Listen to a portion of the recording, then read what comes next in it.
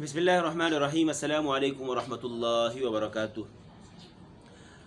شعبہ بنات میں ایک بات یہ بھی پیش آتی ہے کہ ایام عذر میں بعض جگہ ایسا بھی ہوتا ہے کہ ان کو مدرسے میں آنے کی اجازت نہیں ہوتی یا ان کو جو ہے رخصت دی جاتی ہے، تو اس میں ان کا بہت بڑا نقصان ہے۔ آپ اس کی ایسی صورت بنا سکتے ہیں، چونکہ ان دنوں میں پڑھ نہیں سکتی، تو اس کے لیے بہترین صورت یہ ہے کہ سن تو سکتی ہے، سننے میں کوئی ممانعت نہیں ہے، تو ان کے حوالے سے پورے دن ایسی ترتیب بنا دی جائے جو ان کی ٹائمنگ ہے پڑھائی کے اعتبار سے، کہ ان کو سنانے پر لگا دیا جائے، سننے پر لگا دیا جائے۔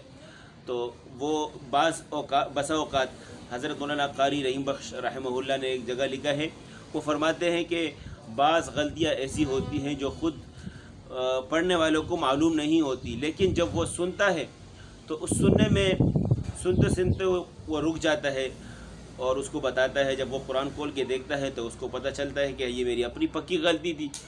تو بعض جو پکی غلطیاں ہیں وہ سننے کی وجہ سے ان کی اصلاح ہو سکتی ہے، تو یہ نہ ہو کہ آپ ان کو ان کا شرعی عذر دے کر ان کو گھر بٹھائیں اور ان کی رخصت قبول کر لیں، بلکہ ان کو بلا کر ان کو جو ہے سننے پر لگایا جائے۔